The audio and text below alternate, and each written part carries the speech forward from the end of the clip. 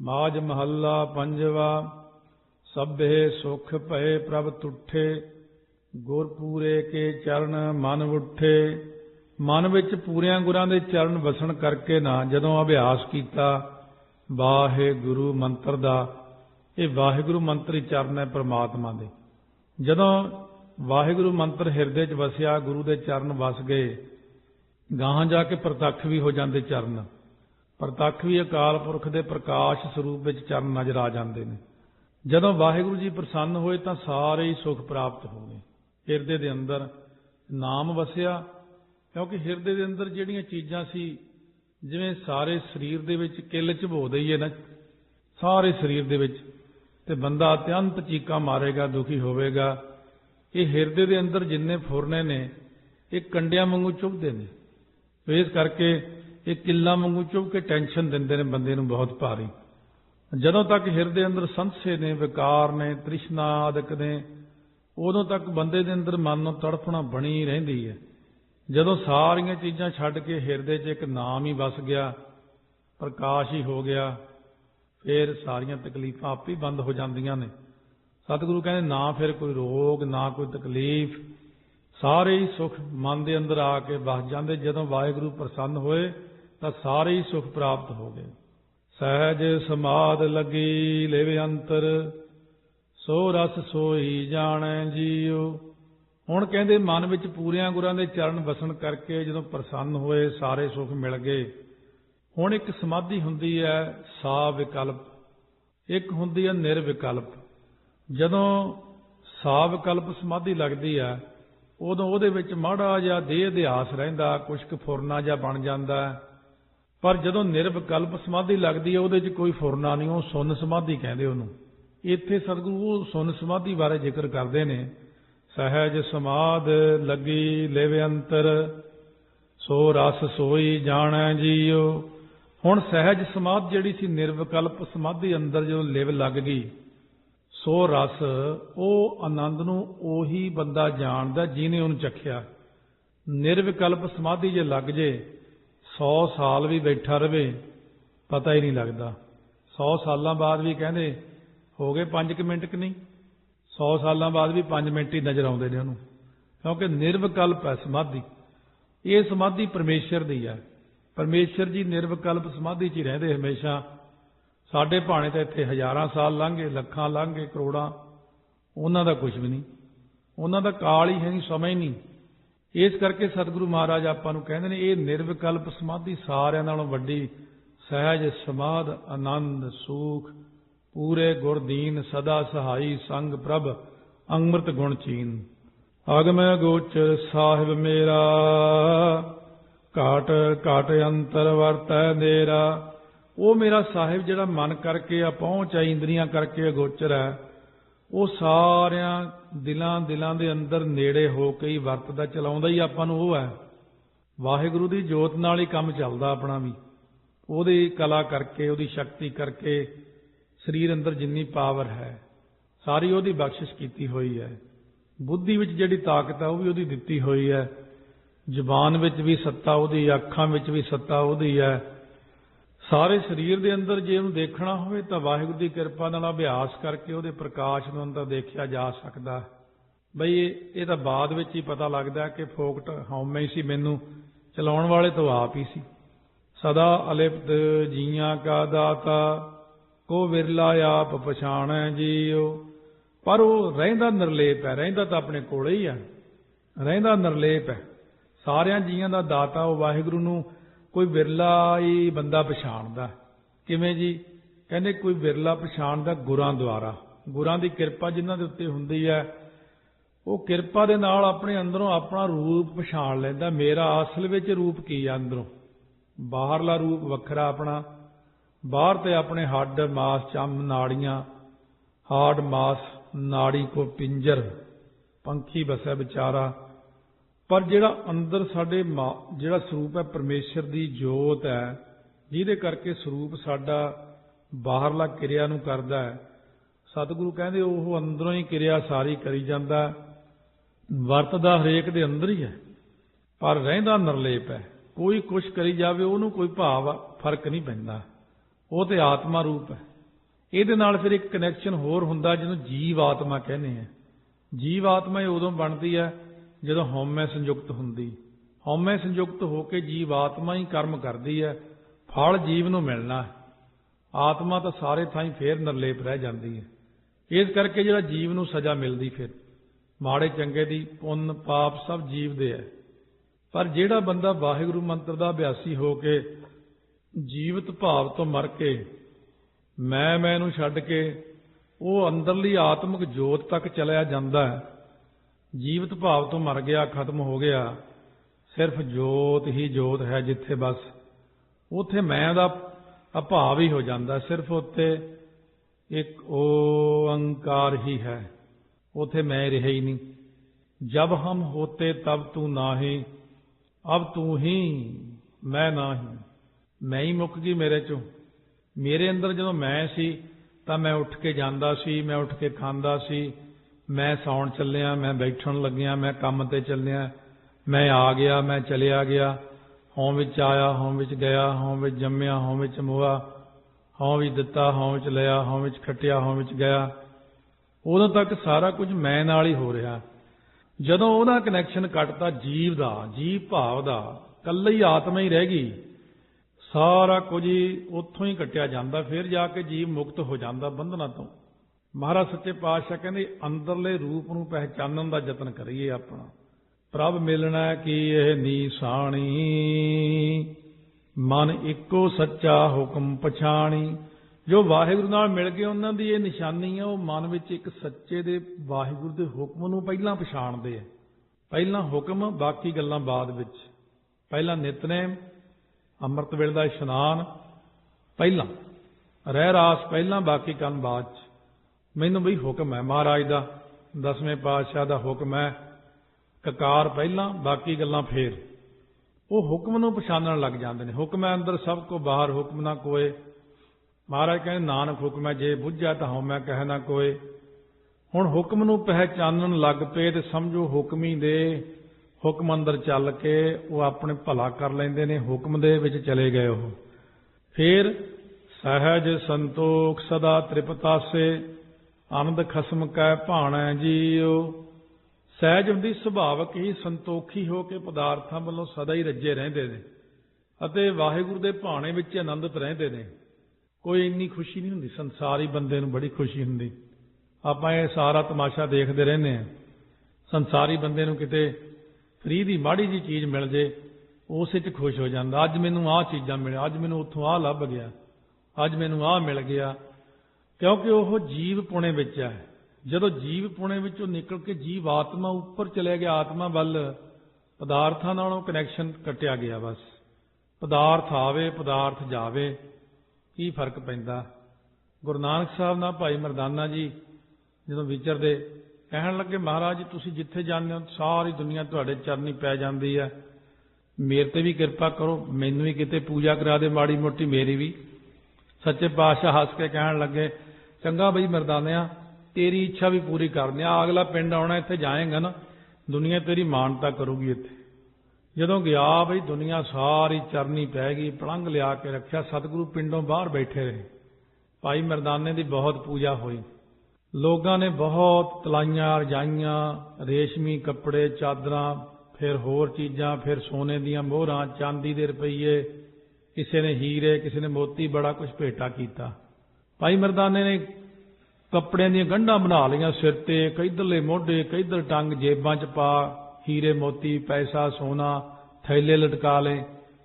ਜਦੋਂ ਮਹਾਰਾਜ ਕੋਲ ਆਇਆ, ਸਤਿਗੁਰੂ ਜੰਗਲ 'ਚ ਬੈਠੇ, ਸਤਿਗੁਰੂ ਦੇਖ ਕੇ ਇੰਨਾ ਹੱਸੇ, ਹੱਸ ਨਲੇਟ ਹੁੰਦੇ ਜਾਣ। ਮਰਦਾਨੇ ਇਹ ਕੀ ਚੁੱਕ ਲਿਆਇਆ?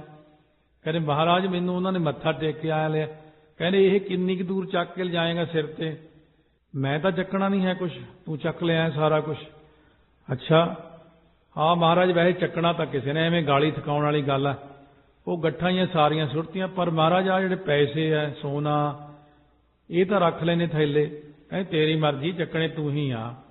ਕਾਫੀ ਮੀਲ ਨਿਕਲ ਗਏ, ਮੋਢੇ ਥੱਕ ਗਏ।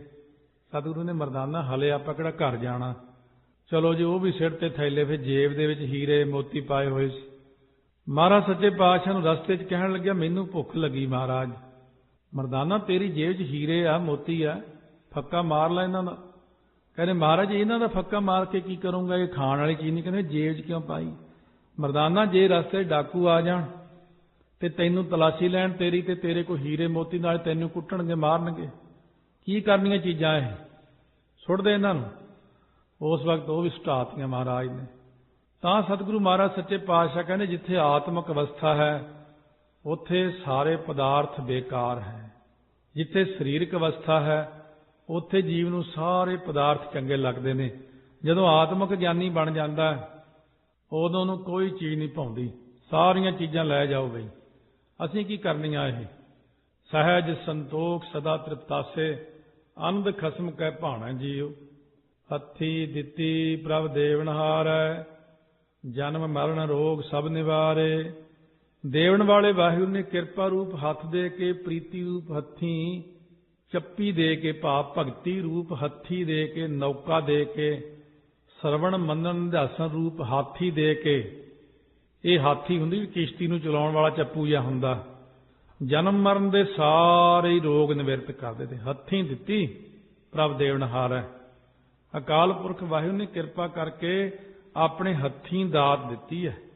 ਦਸਾਂ ਸਰੂਪਾਂ ਨੇ ਆਪਣੇ ਹੱਥੀਂ ਬਹੁਤਿਆਂ ਦਾਤਾਂ ਦਿੱਤੀਆਂ।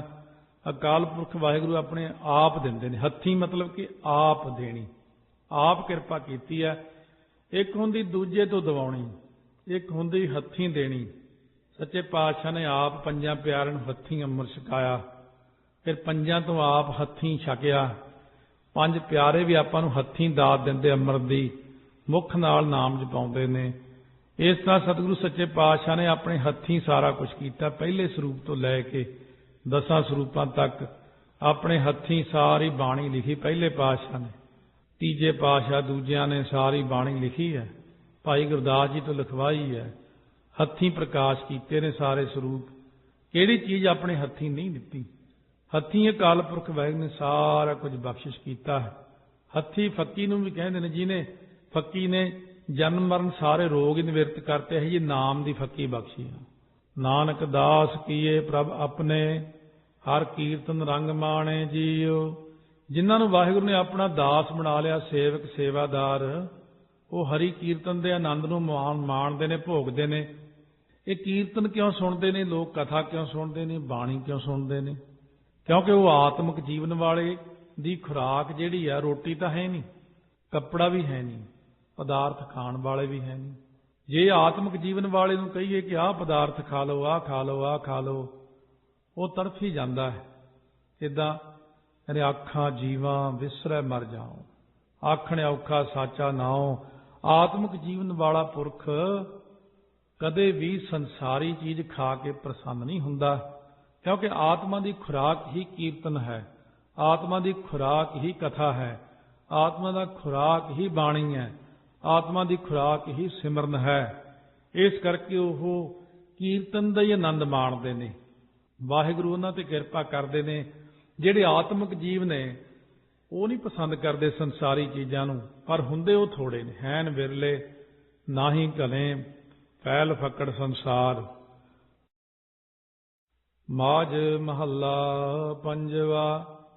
ਕੀਨੀ ਦਇਆ ਗੋਪਾਲ ਗੁਸਾਈ, ਗੁਰ ਕੇ ਚਰਨ ਵਸੇ ਮਨ ਮਾਹੀ। ਗੋ ਜੋ ਇੰਦਰੀਆਂ ਦੀ ਪਾਲਣਾ ਕਰਨ ਵਾਲਾ ਹੈ, ਜੋ ਧਰਤੀ ਦੀ ਪਾਲਣਾ ਕਰਨ ਵਾਲਾ ਹੈ। ਗੋ ਜੋ ਬੁੱਧੀ ਦੀ ਪਾਲਣਾ ਕਰਨ ਵਾਲਾ ਹੈ। ਗੋ ਜੋ ਦੇਵਤਿਆਂ ਦੀ ਪਾਲਣਾ ਕਰਨ ਵਾਲਾ ਹੈ। ਉਹ ਇੰਦਰੀਆਂ ਦੀ ਪਾਲਣਾ ਕਰਨ ਵਾਲੇ ਗੁਸਾਈ ਨੇ, ਜਿਨ੍ਹਾਂ ਉੱਪਰ ਆਪਣੀ ਦਇਆ ਕੀਤੀ। ਉਹਨਾਂ ਦੇ ਮਨ ਵਿੱਚ ਗੁਰਾਂ ਦੇ ਚਰਨ ਵਸ ਗਏ ਨੇ। ਅਕਾਲ ਪੁਰਖ ਕਿਰਪਾ ਕਰਦੇ ਨੇ ਤਾਂ ਗੁਰਮੰਤਰ ਹਿਰਦੇ 'ਚ ਵਸਦਾ। ਅਕਾਲ ਪੁਰਖ ਅੱਗੇ ਤਾਈਓਂ ਤਾਂ ਅੰਮ੍ਰਿਤ ਵੇਲੇ ਬੈਠਦੇ ਆ। ਦਾਤੀ ਸਾਹਿਬ ਸੰਦੀਆਂ ਕਿਆ ਚੱਲੈ ਤਿਸ ਨਾਲ, ਇੱਕ ਜਾਗੰਦੇ ਨਾਲ ਹਨ, ਇੱਕ ਨਾ ਸੁੱਤਿਆਂ ਦੇ ਉਠਾਲ। ਅੰਮ੍ਰਿਤ ਵੇਲੇ ਉਠਾਲ ਕੇ ਗੁਰੂ ਕੇ ਚਰਨ ਹਿਰਦੇ 'ਚ ਵਸਾਉਂਦੇ ਨੇ ਵਾਹਿਗੁਰੂ ਮੰਤਰ। ਅੰਗੀਕਾਰ ਕੀਆ ਤਿਨ ਕਰਤੈ, ਦੁੱਖ ਕਾ ਡੇਰਾ ਢਾਹਿਆ ਜੀਓ। ਕਰਤੇ ਪੁਰਖ ਨੇ ਉਹਨਾਂ ਦਾ ਅੰਗੀਕਾਰ ਕੀਤਾ, ਪੱਖ ਕੀਤਾ। ਫਿਰ ਜਦੋਂ ਹਿਰਦੇ 'ਚ ਚਰਨ ਵਸ ਗਏ, ਇੱਕ ਮੇਰ ਹੋ ਗਈ, ਮੇਰਾ ਹੈ ਅੰਗੀਕਾਰ ਕਰਨਾ। ਦੁਨੀਆ 'ਚ ਸੈਂਕੜੇ ਨਿਆਣੇ ਫਿਰਦੇ ਨੇ, ਪਰ ਮਾਂ-ਬਾਪ ਨੂੰ ਆਪਣਾ ਹੀ ਨਿਆਣਾ ਦੀਂਦਾ ਦੂਰੋਂ, ਉਹ ਮੇਰਾ ਨਿਆਣਾ, ਉਹ ਸਾਡਾ ਬੱਚਾ ਹੈ। ਸਕੂਲ 'ਚ ਬੱਚੇ ਹਜ਼ਾਰਾਂ ਨਿਕਲਦੇ ਨੇ ਬਾਹਰ ਨੂੰ, ਗੱਡੀਆਂ ਲੈ ਕੇ ਬੱਚੇ ਲੈਣ ਜਾਂਦੇ ਆ, ਕਹਿੰਦੇ ਉਹ ਆ ਗਿਆ ਹੈ, ਉਹ ਮੇਰਾ ਹੈ। ਅਕਾਲ ਪੁਰਖ ਵੀ ਕਹਿੰਦੇ ਨੇ ਉਹ ਮੇਰੇ ਆ, ਉਹ ਸੰਗਤ ਬੈਠੀ ਮੇਰੀ, ਉਹ ਜਿਹੜੇ ਸੰਗਤ ਵਿੱਚ ਬੈਠੇ ਉਹ ਮੇਰੇ ਆ, ਉਹ ਮੇਰਾ ਪੁੱਤ ਨਾਮ ਜਪਦਾ, ਉਹ ਨਿਤਨੇਮੀ ਪ੍ਰੇਮੀ ਆ, ਉਹ ਮੇਰਾ ਪੁੱਤ ਦੋਨੋਂ ਟਾਈਮ ਕੰਘਾ ਕਰਦਾ, ਦਸਤਾਰ ਚੁਣ ਕੇ ਬੰਨ੍ਹਦਾ, ਕਕਾਰਾਂ ਦੀ ਸੰਭਾਲ ਕਰਦਾ, ਇਹ ਮੇਰਾ ਹੈ। ਸਤਿਗੁਰੂ ਦੀ ਮਿਹਰ ਹੋ ਗਈ। ਜਦੋਂ ਅੰਮ੍ਰਿਤ ਛਕ ਲੈਂਦਾ ਉਹਦੇ ਉੱਤੇ ਪੱਕੀ ਮਿਹਰ ਹੋ ਜਾਂਦੀ, ਇਹ ਮੇਰਾ। ਇਉਂ ਸਤਿਗੁਰੂ ਸੱਚੇ ਪਾਤਸ਼ਾਹ ਆਪਣੀ ਮਿਹਰ ਨਾਲ ਪਾਲਦੇ ਨੇ, ਮਮਤਾ ਕਰਦੇ ਨੇ, ਇਹ ਮੇਰੇ ਪਿਆਰੇ ਹੈ। ਭਾਈ ਦਇਆ ਸਿੰਘ ਨੇ ਪੁੱਛਿਆ ਮਹਾਰਾਜ ਦਸਵੇਂ ਪਾਤਸ਼ਾਹ ਨੂੰ, ਉਂਗਲਾਂ ਪਰ ਪੋਟਿਆਂ ਤੇ ਤੁਸੀਂ ਗਿਣਦੇ ਹੋ, ਕੁਛ ਗਿਣਤੀ ਕਰਦੇ ਹੋ, ਅੱਜ ਮਹਾਰਾਜ ਤੁਸੀਂ ਗਿਣਤੀ ਕਰ ਰਹੇ ਹੋ। ਸਤਿਗੁਰੂ ਕਹਿੰਦੇ ਕਿਹਨੂੰ ਯਾਦ ਕਰਦੇ ਹੋ ਮਹਾਰਾਜ? ਕਹਿੰਦੇ ਭਾਈ ਦਇਆ ਸਿੰਘ ਜਿਹੜੇ ਮੈਨੂੰ ਯਾਦ ਕਰਦੇ ਨੇ ਉਹਨਾਂ ਨੂੰ ਮੈਂ ਯਾਦ ਕਰਦਾ। ਇਸ ਕਰਕੇ ਸਤਿਗੁਰੂ ਸਾਡਾ ਪੱਖ ਕਰਦੇ, ਅੰਗੀਕਾਰ ਕਰਦੇ ਨੇ, ਇਹ ਮੇਰਾ ਪੁੱਤ। ਭਾਵੇਂ ਅਸੀਂ ਇੱਥੇ ਬੈਠੇ ਹਾਂ, ਸਾਡੇ ਮਾਂ-ਬਾਪ ਪੰਜਾਬ 'ਚ ਬੈਠੇ ਨੇ, ਉੱਥੋਂ ਬੈਠੇ ਮਿਹਰ ਕਰੀ ਜਾਂਦੇ। ਮਾਂ-ਬਾਪ ਦੀ ਮਿਹਰ ਹਮੇਸ਼ਾ ਰਹਿੰਦੀ ਹੈ। ਭਾਵੇਂ ਤਿੰਨਾਂ ਲੋਕਾਂ ਚਲੇ ਜਾਈਏ, ਕਿਤੇ ਵੀ ਚਲੇ ਜਾਓ, ਜਿਹਦੇ ਤੇ ਗੁਰੂ ਦੀ ਮਿਹਰ ਆ ਉਹ ਸਤਿਗੁਰੂ ਇਹ ਕਹਿੰਦੇ ਮੇਰਾ। ਅਤੇ ਉਹਨਾਂ ਦੇ ਹਿਰਦੇ 'ਚੋਂ ਦੁੱਖਾਂ ਦਾ ਡੇਰਾ ਅਗਿਆਨ ਢਾਤਾ, ਗੁਰਾਂ ਨੇ ਨਾਸ਼ ਕਰ ਦਿੱਤਾ। ਅਗਿਆਨਤਾ ਹਿਰਦੇ 'ਚੋਂ ਦੂਰ ਕਰਕੇ ਉਹਨਾਂ ਦੇ ਹਿਰਦੇ ਰੂਪੀ ਆਕਾਸ਼ ਵਿੱਚ ਪ੍ਰਕਾਸ਼ ਕਰ ਦਿੱਤਾ। ਮਨ ਤਨ ਵਸਿਆ ਸੱਚਾ ਸੋਈ, ਵਿਖੜਾ ਥਾਨ ਨਾ ਦਿਸੈ ਕੋਈ।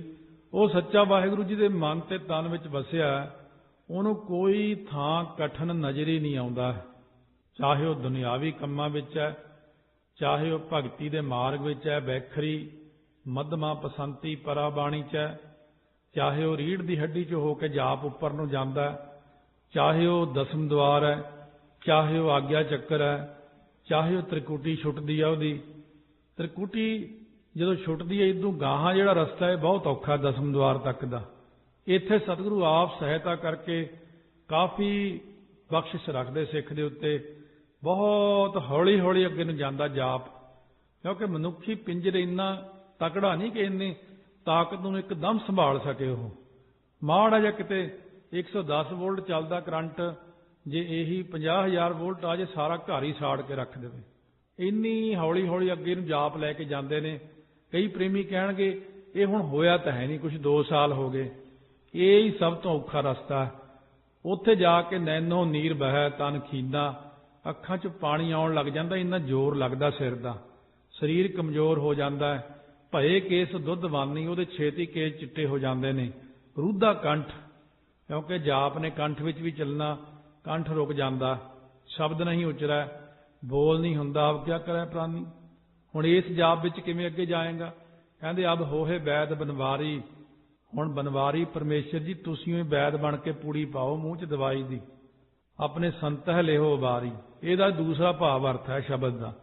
ਸੋ ਮਹਾਰਾਜ ਕਹਿੰਦੇ ਵਿਖੜਾ ਥਾਨ ਨਾ ਦਿਸੈ ਕੋਈ। ਭਾਈ ਬਿਧੀ ਚੰਦ ਮੱਚਦੇ ਭੱਠ 'ਚ ਵੜ ਗਏ, ਉਹ ਵਿਖੜਾ ਥਾਨ ਨਹੀਂ ਦਿਖਿਆ ਉਹਨੂੰ। ਇਸੇ ਤਰ੍ਹਾਂ ਸਿੱਖ ਭਾਵੇਂ ਸਮੁੰਦਰ 'ਚ ਵੜ ਜੇ ਹੋਵੇ ਸਿੱਖ ਤਾਂ। ਸਤਿਗੁਰੂ ਮਹਾਰਾਜ ਸੱਚੇ ਪਾਤਸ਼ਾਹ ਬਖਸ਼ਿਸ਼ ਕਰਦੇ ਨੇ। ਵਿਖੜੇ ਥਾਨ ਜਿਹੜੇ ਉੱਪਰ ਪਰਲੋਕ ਤੱਕਦੇ ਨੇ ਸਾਰੇ, ਵਿਖੜੇ ਦੌ ਲੰਘਾਵੇ ਮੇਰਾ ਸਤਿਗੁਰ। ਸਤਿਗੁਰੂ ਸਾਰੇ ਥਾਂ ਆਪ ਖੁਦ ਕੋਲ ਖੜ ਕੇ ਪਾਰ ਕਰਾਉਂਦੇ ਆ। ਦੂਤ ਦੁਸ਼ਮਣ ਸਭ ਸੱਜਣ ਹੋਏ, ਏਕੋ ਸੁਆਮੀ ਆਹਿਆ ਜੀਓ। ਜਿਹਨੇ ਇੱਕ ਸੁਆਮੀ ਪ੍ਰਮਾਤਮਾ ਨੂੰ ਆਹਿਆ ਤੋਂ ਭਾਵ ਚਾਹਿਆ ਨਾ, ਉਹਦੇ ਦੁਸ਼ਮਣ ਜਿੰਨੇ ਵੀ ਸੀ ਸਾਰੇ ਦੁਸ਼ਮਣੀ ਕਰਨ ਵਾਲੇ, ਉਹ ਪ੍ਰਤੱਖ ਸਾਰੇ ਹੀ ਦੂਤ ਉਹਦੇ ਸੱਜਣ ਮਿੱਤਰ ਬਣ ਗਏ। ਅਕਾਲ ਪੁਰਖ ਤਾਂ ਅੰਦਰ ਹੀ ਬੈਠੇ ਆ ਨਾ ਸਾਰਿਆਂ ਦੇ, ਉਹਨਾਂ ਨੇ ਅੰਦਰੋਂ ਹੀ ਪ੍ਰੇਰਣਾ ਦੇ ਕੇ ਉਹਦੇ ਅੰਦਰ ਪ੍ਰੇਮ ਭਾਵਨਾ ਪੈਦਾ ਕਰ ਦਿੱਤੀ ਦੂਜੇ ਦੇ ਪ੍ਰਤੀ। ਉਹਦੇ ਦੁਸ਼ਮਣ ਵੀ ਕਹਿੰਦੇ ਅਸੀਂ ਤੇਰੇ ਨਾਲ ਐਵੇਂ ਹੀ ਦੁਸ਼ਮਣੀ ਕਰਦੇ ਰਹੇ, ਅੱਗੇ ਤੋਂ ਹੁਣ ਆਪਾਂ ਨਹੀਂ ਕਰਨੀ ਤੇਰੇ ਨਾਲ ਦੁਸ਼ਮਣੀ, ਆਪਾਂ ਇੱਕ ਦੂਜੇ ਨਾਲ ਪਿਆਰ ਨਾਲ ਰਹਿਣਾ। ਕਿਹੜੀ ਬਾਹਲੀ ਜ਼ਿੰਦਗੀ ਹੈ, ਚਲ 4 ਦਿਨ ਦੀ ਤਾਂ ਜ਼ਿੰਦਗੀ ਹੈ, ਆਪਾਂ ਕਾਹਨੂੰ ਲੜਨਾ ਇੱਕ ਦੂਜੇ ਨਾਲ। ਵਾਹਿਗੁਰੂ ਉਹਨਾਂ ਦੇ ਮਨ ਹੀ ਬਦਲ ਦਿੰਦੇ ਨੇ। ਸੋ ਜਿੰਨੇ ਫਿਰ ਕਾਮ ਕਰੋ ਲੋਭ ਮੋਹ ਹੰਕਾਰ ਦੂਤ ਦੁਸ਼ਮਣ ਸੀ, ਦੁਸ਼ਮਣੀ ਦੇ ਕਰਨ ਵਾਲੇ, ਇਹ ਵੀ ਸੱਜਣ ਬਣ ਗਏ ਸਾਰੇ। ਇਹ ਤਬਦੀਲ ਹੀ ਹੋ ਗਏ ਸ਼ੁਭ ਗੁਣਾਂ 'ਚ। ਕਾਮ ਕਾਮਨਾ ਦਾ ਰੂਪ ਪ੍ਰਗਟ ਕਰਕੇ ਲੈ ਗਿਆ, ਕ੍ਰੋਧ ਜਿਹੜਾ ਵੀਰ ਰਸ ਵਿੱਚ ਮਿੱਤਰ ਬਣ ਗਿਆ, ਲੋਭ ਜਿਹੜਾ ਸੀ ਇਹ ਦੂਜੇ ਪਾਸੇ ਨੂੰ ਚੱਲ ਪਿਆ, ਲਾਲਚ ਹਉ ਗੁਣ ਤਉ ਚਰੋਂ। ਮੋਹ ਜਿਹੜਾ ਸੀ ਇਹ ਪ੍ਰੇਮ ਵਿੱਚ ਬਦਲ ਗਿਆ, ਹੰਕਾਰ ਜਿਹੜਾ ਸੀ ਇਹ ਸ਼ੁੱਧ ਹੰਕਾਰ ਵਿੱਚ ਹੋ ਗਿਆ। ਪੰਜਾਂ ਨੇ ਹੀ ਸਾਥ ਦੇਣਾ ਸ਼ੁਰੂ ਕਰ ਦਿੱਤਾ। ਪਹਿਲਾਂ ਪੰਜੇ ਹੀ ਖਰਾਬ ਕਰਦੇ ਸੀ। ਕਿਉਂ?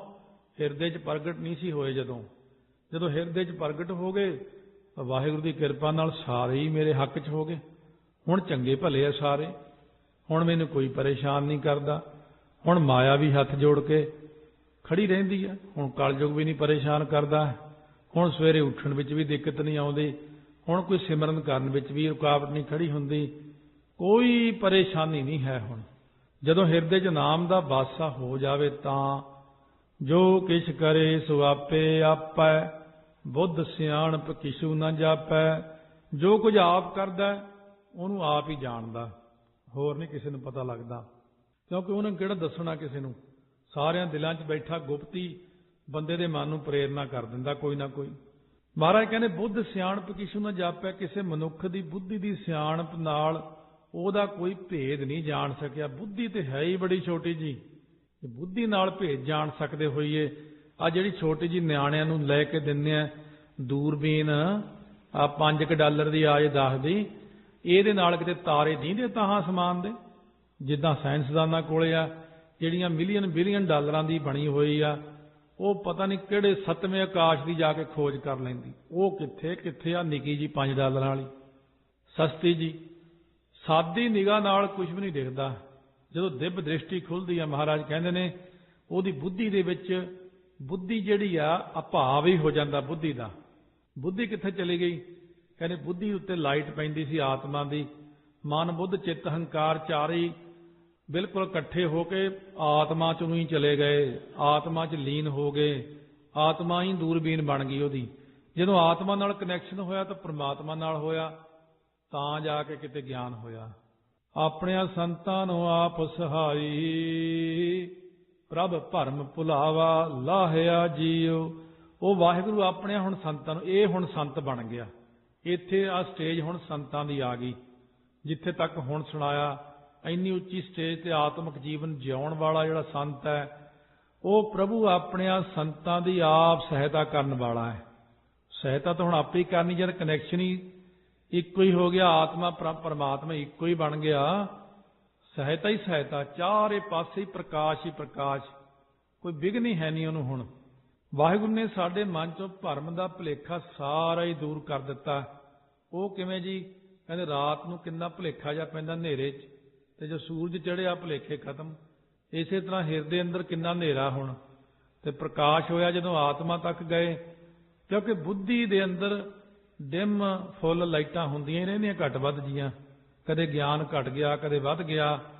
ਪਰ ਸਤਿਗੁਰੂ ਮਹਾਰਾਜ ਸੱਚੇ ਪਾਤਸ਼ਾਹ ਕਹਿੰਦੇ ਆਤਮਾ ਦੀ ਲਾਈਟ ਸਦਾ ਹੀ ਜਗਦੀ ਆ। ਇਸ ਕਰਕੇ ਉਹਨਾਂ ਦੇ ਮਨ ਦੇ ਅੰਦਰੋਂ ਚਾਨਣ ਹੋਣ ਕਰਕੇ, ਕਰੋੜਾਂ ਬਿਜਲੀਆਂ ਦਾ, ਕਰੋੜਾਂ ਸੂਰਜਾਂ ਦਾ ਚਾਨਣ ਹੋਣ ਕਰਕੇ ਭੁਲੇਖਾ ਦੂਰ ਕਰ ਦਿੱਤਾ। ਅਕਾਲ ਪੁਰਖ ਵਾਹਿਗੁਰੂ ਨੇ ਉਹਨਾਂ ਦੇ ਉੱਤੇ ਮਿਹਰ ਕਰ ਦਿੱਤੀ। ਸੋ ਜਿਸ ਪ੍ਰਕਾਰ ਗੱਲ ਯਾਦ ਆ ਗਈ, ਇੱਕ ਵਾਰੀ ਮਹਿਤੇ ਰਾਤ ਨੂੰ ਗਰਮੀਆਂ ਦੇ ਦਿਨਾਂ 'ਚ ਰਾਤ 8 ਵਜੇ ਲਾਈਟ ਚਲੀ ਗਈ। ਲਾਈਟ ਚਲੀ ਗਈ ਸੀ। ਗੁਰੂ ਘਰ ਦੇ ਉੱਪਰ ਗੈਲਰੀ ਦੇ ਵਿੱਚ ਆਸਣ ਲੱਗੇ ਹੋਏ ਸੀ। ਸੰਤ ਬਾਬਾ ਜਰਨੈਲ ਸਿੰਘ ਜੀ ਖਾਲਸਾ ਪੋਥੀ ਲੈ ਕੇ ਪਾਠ ਕਰ ਰਹੇ ਸੀ। ਸੈਂਚੀ ਤੋਂ ਪਾਠ ਕਰਦੇ, ਕਹਿੰਦੇ ਮੇਰਾ ਪਾਠ ਰਹਿ ਗਿਆ। 1 ਮਹੀਨੇ 'ਚ ਭੋਗ ਪਾਇਆ ਕਰਦੇ ਸੀ ਸਹਿਜ ਪਾਠ ਦਾ। ਸੰਗਰਾਂਦ ਵਾਲੇ ਦਿਨ ਹੀ ਭੋਗ ਪਾਇਆ ਕਰਦੇ। ਅੱਜ ਕੁਦਰਤੀ ਸੰਗਰਾਂਦ ਤੇ ਯਾਦ ਆ ਗਿਆ, ਫੱਗਣ ਦੀ ਸੰਗਰਾਂਦ ਹੈ ਅੱਜ। ਸੋ ਮਹਾਰਾਜ ਸੱਚੇ ਪਾਤਸ਼ਾਹ ਦੀ ਕਿਰਪਾ ਨਾਲ ਅਸੀਂ ਬਾਹਰ ਆਪਣਾ ਘੁੰਮਦੇ ਨਿਤਨੇਮ ਕਰੀ ਗਏ। 2 ਘੰਟਿਆਂ ਬਾਅਦ ਲਾਈਟ ਆਈ। ਜਦ ਲਾਈਟ ਆਈ ਤਾਂ ਉੱਥੇ ਬੈਠੇ ਪੋਥੀ ਤੇ ਪਾਠ ਕਰੀ ਜਾਣ। ਮੈਂ ਆ ਕੇ ਕੋਲ ਬੈਠ ਕੇ ਪੁੱਛਿਆ, ਇਹ ਲਾਈਟ ਗਈ ਤਾਂ ਕਿੰਨੀ ਦੇਰ ਹੋ ਗਈ, ਤੁਸੀਂ ਉੱਠੇ ਹੀ ਨਹੀਂ? ਮੈਨੂੰ ਕਹਿੰਦੇ ਉਰੇ ਆ, ਮੇਰੇ ਕੋਲ ਬਹਿ ਜਾ। ਆ ਕੇ ਬਿਠਾ ਕੇ ਹੱਸ ਕੇ ਕਹਿੰਦੇ ਸਾਰਾ ਸੋਨੇ ਵਾਂਗੂ ਜਗਦਾ।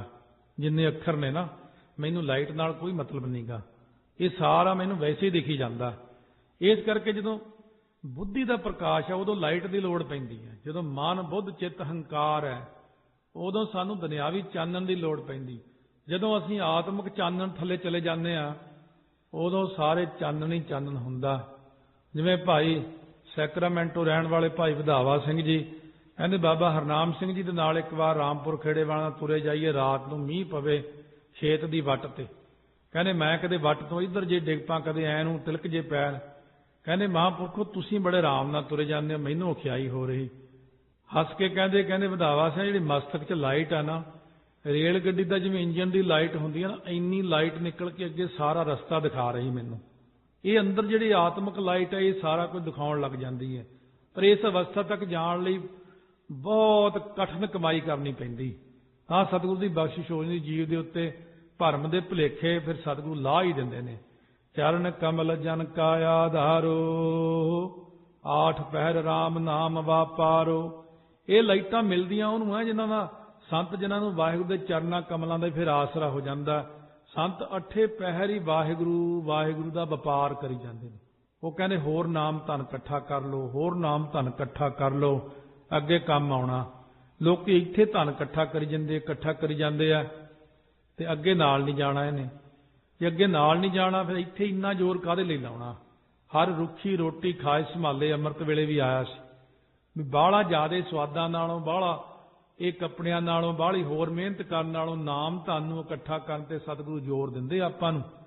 ਕਦੇ ਵੀ ਦੁਨੀਆ 'ਚ ਐਸਾ ਸਮਾਂ ਬਣ ਸਕਦਾ ਸੰਕਟ ਦਾ ਜਦੋਂ ਚਾਰੇ ਪਾਸੇ ਰੋਟੀ ਦੀ ਕਿੱਲਤ ਆ ਜਾਣੀ ਆਪਾਂ ਨੂੰ, ਪਾਣੀ ਦੀ ਬਹੁਤ ਕਿੱਲਤ ਆਉਣੀ। ਆਉਣ ਵਾਲੇ ਸਮੇਂ ਵਿੱਚ ਮਹਾਂਪੁਰਖ ਕਹਿੰਦੇ ਨੇ ਉਦੋਂ ਜਿਨ੍ਹਾਂ ਨੇ ਨਾਮ ਜਪਿਆ ਹੋਵੇਗਾ ਉਹਨਾਂ ਨੂੰ ਹੀ ਸਭ ਕੁਝ ਮਿਲਣਾ, ਫਿਰ ਦੂਜਿਆਂ ਨੂੰ ਬਹੁਤ ਦਿੱਕਤ ਆ ਜਾਣੀ ਇਹਨਾਂ ਗੱਲਾਂ ਦੀ। ਸਹਿਜ ਆਨੰਦ ਗਾਵੈ ਗੁਣ ਗੋਵਿੰਦ, ਪ੍ਰਭ ਨਾਨਕ ਸਰਬ ਸਮਾਹਿਆ ਜੀਓ। ਜੋ ਵਾਹਿਗੁਰੂ ਸਾਰਿਆਂ ਵਿੱਚ ਸਮਾ ਰਿਹਾ, ਜਿਸ ਵਾਹਿਗੁਰੂ ਦਾ ਸਾਰਿਆਂ ਨੂੰ ਸਮਾਹਿਆ ਤੋਂ ਭਾਵ ਸਮਾੜਾ ਹੋ ਰਿਹਾ, ਆਨੰਦ ਬਖਸ਼ਿਆ ਹੋਇਆ, ਉਸ ਗੋਬਿੰਦ ਦੇ ਗੁਣ ਗਾਉਂਦੇ ਹੋਏ ਸੰਤ ਮਹਾਤਮਾ, ਸੰਤ ਉਹ ਸਾਰੀ ਉੱਪਰਲੀ ਸਟੇਜ ਵਾਲਾ ਜਿਹੜਾ ਆਤਮਿਕ ਲਾਈਟ ਦੇ ਅੰਦਰ ਹੈ, ਸੰਤ ਸਹਿਜੇ ਹੀ ਆਨੰਦ 'ਚ ਰਹਿੰਦੇ ਨੇ। ਕਿਉਂਕਿ ਆਤਮਿਕ ਲਾਈਟ ਜਿਹੜੀ ਹੈ ਇਹ ਕਦੇ ਡਿਮ ਫੁੱਲ ਨਹੀਂ ਹੁੰਦੀ, ਨਾ ਕਦੇ ਬੁਝਦੀ, ਕਿਉਂਕਿ ਇਹ ਤਾਂ ਲਾਈਟ ਹੀ ਪਰਮਾਤਮਾ ਦੀ ਲਾਈਟ ਹੈ ਤੇ ਪਰਮਾਤਮਾ ਵਿੱਚ ਹੀ ਲੀਨ ਹੋਇਆ। ਇਸ ਕਰਕੇ ਉਹ ਵਾਹਿਗੁਰੂ ਦੇ ਪਿਆਰੇ ਆਨੰਦ ਮਾਣਦੇ ਨੇ ਸਦਾ। ਉਹਨਾਂ ਦੇ ਹਿਰਦੇ 'ਚ ਪ੍ਰਕਾਸ਼ ਹੀ ਉਹ ਪ੍ਰਕਾਸ਼, ਉਹਨਾਂ ਦੇ ਅੰਦਰ ਪ੍ਰਕਾਸ਼ ਹੋ ਗਿਆ। ਫਿਰ ਦੁਨੀਆ ਉਹਨਾਂ ਕੋਲ ਆਉਂਦੀ, ਸਾਡੇ ਤੇ ਕਿਰਪਾ ਕਰੋ ਜੀ। ਉਹ ਫਿਰ ਵੰਡੀ ਜਾਂਦੇ ਨੇ ਗੁਰਮੁਖ ਕੋਟ ਉਧਾਰ ਦਾ ਭਾਈ ਦੇ ਨਾਵਾ ਏਕ ਕਣੀ। ਉਹ ਫਿਰ ਸਾਰੀ ਦੁਨੀਆ ਨੂੰ ਵੰਡਦੇ ਨੇ। ਪਰਮਾਤਮਾ ਉਹਨਾਂ ਨੂੰ ਭੰਡਾਰੀ ਬਣਾ ਦਿੰਦੇ ਨੇ। ਬਾਣੀ ਅੰਦਰ ਪੰਕਤੀ ਆਈ ਹੈ, ਸੰਤਨ ਹਿਰਦਾ ਭੰਡਾਰ। ਕਹਿੰਦੇ ਸੰਤਾਂ ਦੇ ਹਿਰਦੇ ਨੂੰ ਮੈਂ ਭੰਡਾਰਾ ਬਣਾਤਾ, ਜਾਓ ਉੱਥੋਂ ਲਈ ਜਾਓ, ਜਾ ਕੇ ਨਾਮ ਦੀ ਦਾਤ ਲਈ ਜਾਓ, ਨਾਮ ਜਪੀ ਜਾਓ। ਪੰਜ ਪਿਆਰਾਂ ਦੇ ਭੰਡਾਰੇ ਭਰ ਦਿੱਤੇ, ਪੰਜ ਪਿਆਰੇ ਖੁੱਲੇ ਗੱਫੇ ਵਰਤਾਈ ਜਾਂਦੇ ਨੇ ਨਾਮ ਦੇ, ਵਾਹਿਗੁਰੂ ਮੰਤਰ ਦੇ, ਮੂਲ ਮੰਤਰ ਦੇ। ਫਿਰ ਗੁਰੂ ਗ੍ਰੰਥ ਸਾਹਿਬ ਮਹਾਰਾਜ ਆਪ ਬਖਸ਼ਿਸ਼ ਕਰਕੇ ਆਪਣੇ ਖਜ਼ਾਨੇ ਵਿੱਚੋਂ ਇਹ ਪਾਵਨ ਆਤਮਿਕ ਲਾਈਟਾਂ ਜਦੋਂ ਬਖਸ਼ਿਸ਼ ਕਰਦੇ ਨੇ, ਆਤਮਿਕ ਪ੍ਰਕਾਸ਼ ਦਿੰਦੇ ਨੇ। ਗਿਆਨ ਅੰਜਨ ਗੁਰ ਦੀਆ ਗਿਆਨ ਅੰਧੇਰ ਵਿਨਾਸ਼, ਹਰ ਕਿਰਪਾ ਤੇ ਸੰਤ ਭੇਟਿਆ ਨਾਨਕ ਮਨ ਪ੍ਰਗਾਸ। ਕਿਉਂ ਸਤਿਗੁਰੂ ਮਹਾਰਾਜ ਸੱਚੇ ਪਾਤਸ਼ਾਹ ਦੀ ਨਾਮ ਜਪਣ ਵਾਲਿਆਂ ਤੇ ਮਹਾਰਾਜ ਦੀਆਂ ਕਿਰਪਾ ਹੋ ਜਾਂਦੀ ਹੈ। ਪਿਆਰ ਸਤਿਕਾਰ ਨਾਲ ਸ਼ਰਵਣ ਕੀਤਾ, ਆਈਆਂ ਸੰਗਤਾਂ ਦਾ ਧੰਨਵਾਦ ਹੈ। ਸਤਿਗੁਰੂ ਮਹਾਰਾਜ ਦੀ ਕਿਰਪਾ ਨਾਲ ਸਾਰੀ ਰਿਕਾਰਡਿੰਗ ਹੁੰਦੀ ਕਥਾ ਦੀ। ਇਸ ਕਰਕੇ ਆਪਾਂ 3 ਟਾਈਮ ਕਥਾ ਕਰਦੇ ਹਾਂ, ਸਵੇਰੇ 6 ਤੋਂ 7, ਦੁਪਹਿਰੇ 12:15 ਤੋਂ 1:15 ਤੇ ਸ਼ਾਮ ਨੂੰ 6:30 ਤੋਂ। ਅੱਜ ਤੋਂ ਟਾਈਮ ਤਬਦੀਲ ਹੋ ਕੇ 7:15 ਤੋਂ 8:30 ਦਾ ਸਮਾਂ ਹੋ ਗਿਆ ਕਥਾ ਦਾ। ਸੋ ਇਸੇ ਤਰ੍ਹਾਂ ਹੀ ਸੈਚਰਡੇ ਨੂੰ ਸਿਮਰਨ ਹੁੰਦਾ ਸ਼ਾਮ ਨੂੰ। ਸੋ ਪਹਿਲਾਂ 7:15 ਤੋਂ ਕਥਾ ਹੋਵੇਗੀ 45 ਮਿੰਟ, ਫਿਰ 45 ਮਿੰਟ ਲਗਭਗ ਸਿਮਰਨ ਸੈਚਰਡੇ ਨੂੰ ਕਰਾਵਾਂਗੇ। ਸਤਿਗੁਰੂ ਬਖਸ਼ਿਸ਼ ਕਰਨਗੇ। ਇਸ ਤਰ੍ਹਾਂ ਸਤਿਗੁਰੂ ਮਹਾਰਾਜ ਦੀ ਕਿਰਪਾ ਨਾਲ ਲੱਖਾਂ ਲੋਕ, ਲੱਖਾਂ ਸੰਗਤਾਂ ਇਹ ਕਥਾ ਇੰਟਰਨੈਟ ਦੇ ਰਾਹੀਂ ਬਹੁਤ ਦੂਰ ਤੱਕ ਸ਼ਰਵਣ ਕਰਦੀਆਂ ਨੇ। ਸਤਿਗੁਰੂ ਦੀ ਬਖਸ਼ਿਸ਼ ਦਾ ਸਦਕਾ ਜਿੰਨੀ ਬੁੱਧੀ ਦਿੱਤੀ ਗੁਰਾਂ ਨੇ ਉਨੀ ਆਪਾਂ ਵਿਚਾਰ ਕੀਤੀ ਹੈ। ਇਹ ਕਿਉਂਕਿ ਬਹੁਤ ਥੱਲੇ ਦੀ ਵਿਚਾਰ ਨਹੀਂ, ਬਹੁਤ ਉੱਪਰ ਲੈ ਗਏ ਸਤਿਗੁਰੂ ਮਹਾਰਾਜ ਵਿਚਾਰ ਨੂੰ। ਜਾਣ ਨੂੰ ਤਾਂ ਇਦੋਂ ਉੱਤੇ ਹੋਰ ਵੀ ਜਾ ਸਕਦੇ ਹਾਂ ਆਪਾਂ, ਪਰ ਪਹਿਲਾਂ ਇੱਥੇ ਤੱਕ ਤਾਂ ਪਹੁੰਚੀਏ ਨਾ, ਫਿਰ ਇਦੋਂ ਉੱਤੇ ਫੇਰ ਦੇਖਾਂਗੇ ਜਦੋਂ ਸਤਿਗੁਰੂ ਹੋਰ ਕਿਰਪਾ ਕਰਨਗੇ। ਨਿਰੰਕਾਰ ਦਾ ਤਾਂ ਕੋਈ ਅੰਤ ਹੀ ਨਹੀਂ, ਬੇਥਾ ਬੇਪਨਾਹ ਬਾਣੀ ਹੈ, ਅਗਾਧ ਬੋਧ ਹੈ। ਸਤਿਗੁਰੂ ਆਪਣੀ ਲਾਈਟ ਦੇ ਕੇ ਆਪ ਹੀ ਬੁੱਧੀ 'ਚ ਪ੍ਰਕਾਸ਼ ਪਾ ਕੇ ਆਪ ਹੀ ਕਥਾ ਕਰ ਰਹਿੰਦੇ ਨੇ। ਸਧਾਰਨ ਜੀਵ ਕਥਾ ਨਹੀਂ ਕਰ ਸਕਦਾ, ਕਿਉਂਕਿ ਬਾਣੀ ਅਗਾਧ ਬੋਧ ਹੈ। ਸਤਿਗੁਰੂ ਐਵੇਂ ਹੀ ਕਿਰਪਾ ਕਰਦੇ ਰਹਿਣ, ਦਾਸਾਂ ਨੂੰ ਨਵਾਜਦੇ ਰਹਿਣ ਜੀ। ਵਾਹਿਗੁਰੂ